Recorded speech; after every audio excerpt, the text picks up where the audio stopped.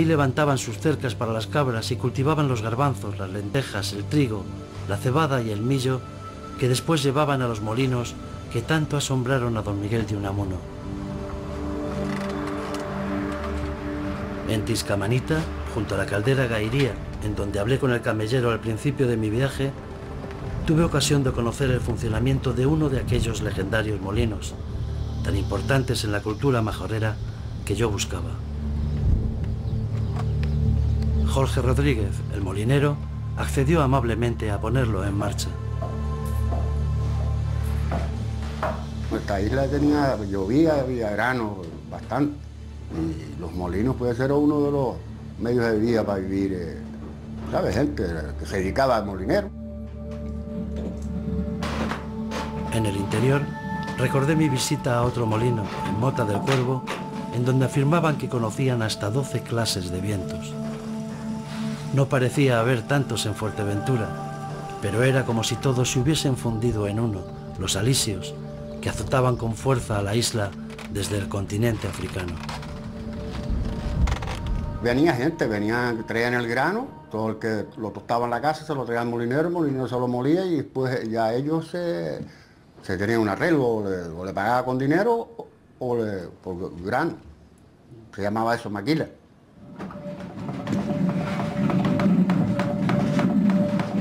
Recuerdo que me quedé como hipnotizado mientras Jorge me explicaba cómo el grano pasaba de la tolva a la canaleja y, empujado por el husillo, desaparecía entre las muelas. Porque más que las tripas de un molino, me parecían las ruedas de un enorme reloj o de una máquina del tiempo. Estuve en la escuela hasta los 17 años, y después ya me fui a trabajar. Siempre he estado trabajando aquí en la isla. Fuera no salía antes de mi padre, para el cáncer y toda esta gente mayor. Sí se iban para allá, para África, y mucha gente nueva también, para la Yunga, en los años 60, y por ahí. Y yo me la pasé aquí con las cabras, y dando las cabras, ya después me metí en la construcción, tomatero, y aquí estamos. Y aquí estamos. Antes de despedirnos, Jorge me dijo que si aquello no se conservaba se perdería la tradición, devolviéndome al recuerdo de aquel otro molinero que conocí en tierras de la Mancha.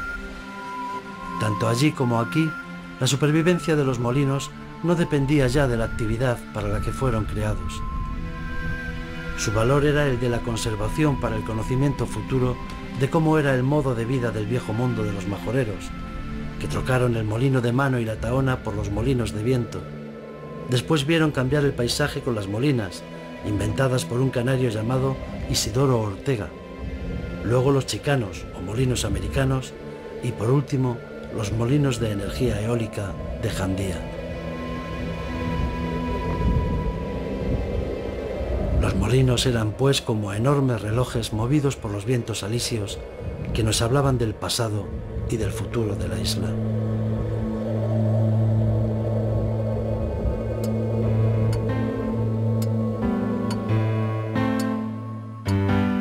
Al igual que ocurría con la artesanía de los calados, la cultura de los majoreros tenía que medir ahora cada paso para no desaparecer. Hablando con Nieves Rodríguez, pensé en que sus preocupaciones con la precisión de la aguja no eran muy distintas de la propia vida. Hay que ir midiendo y midiendo y midiendo. Todo se basa en matemáticas para formarle los centros de las colchas, los abanicos, quedan preciosos, pero es todo a base de mente, de cabeza. Si te equivocas en un hilo, ya el dibujo no te sale. Tendrías que inventarte un trabajo nuevo después. El calado era una de las artesanías de la isla más apreciadas. Antiguamente las mujeres majoreras hacían así sus juegos de cama, la mantelería, incluso trajes de novia o de bautizo que enseñaban en las casas con orgullo. Yo lo vi de toda la vida en casa, con mi abuela, con mi madre, con una tía abuela que yo tenía, y era muy perfecta en estas cosas. Ella tenía todo esto, tenía sus talleres, exportaba, trabajaba aquí y lo exportaba a Gran Canaria. Antes de seguir mi camino, ahora hacia el mar, Nieves me mostró lo que ella llamaba una reliquia que restauró para poder hacer una copia nueva. no sabía cuántos siglos podía tener ni las horas que empleó en reproducirla. La verdad es que con esto no le da a nadie una depresión, porque si te gusta, yo me paso horas, horas y horas embebidas en mi trabajo, que se me va el tiempo, y esto es como una droga, lo has dicho. Eso sí, el que le gusta es un enganche.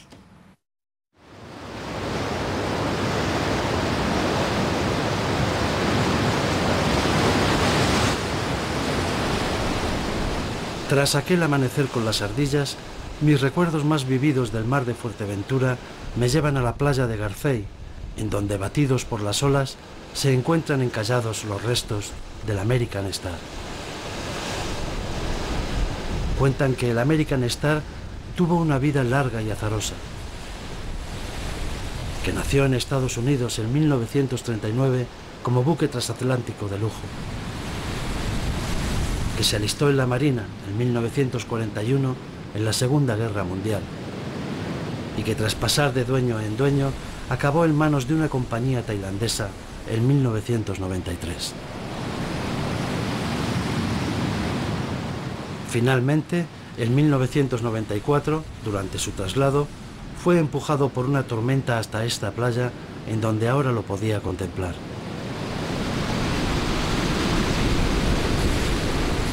Cuentan que los majoreros, siguiendo la ley del mar, trataron de rescatar lo que pudieron. Y cuentan también que la fuerza del mar sesgó la vida de varias personas, convirtiéndolo en un barco fantasma. Era un espectáculo dantesco y fascinante que atraía las miradas de los curiosos, la fantasía de los aventureros y el silencio de los marineros. Mas si era por muertos, el American Star no era el único barco fantasma. En el Parque Natural de las Dunas de Corralejo se encuentra la Isla de los Lobos. Se trata de un islote desierto que atrajo mi atención por ser el último mirador sobre el mar en dirección a Tarfaya y el Aaiún, en el continente africano.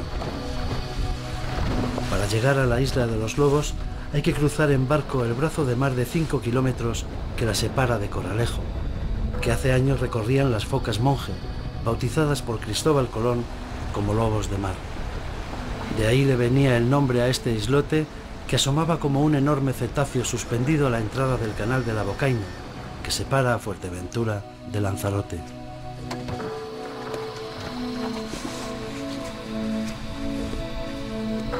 Mientras descendía, mi mente me arrastró hasta otros viajes y otros cuadernos de paso. Me acordé del archipiélago Chinijo, en Lanzarote. Allí conocí a Agustín Pallarés, el último farero, o farista, como él decía, del faro de la Alegranza. Fue Agustín Pallarés quien me habló por primera vez de la pardela cenicienta, que al igual que en la Alegranza, solía nidificar en la pequeña isla de los lobos que ahora pisaban mis pies. Pero no solo las aves migratorias se acercaban a estas costas, como sabían muy bien los majoreros. En los últimos años, la Isla de los Lobos estaba siendo el testigo silencioso del paso de decenas de pequeñas embarcaciones que llegaban desde África repletas de hombres, mujeres y niños. En un número que nunca podrá verificarse, pues muchos pagaron el trayecto con su vida, perdiéndose en el mar. Esos eran los otros fantasmas.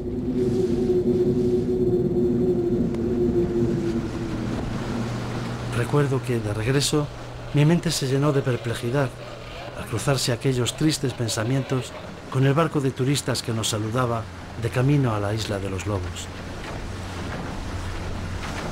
Así es.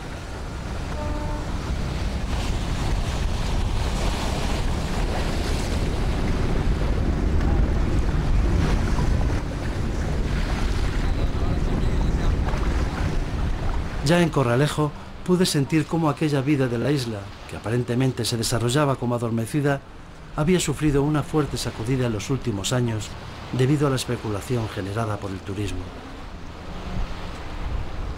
En el casco viejo fui testigo de la reunión de un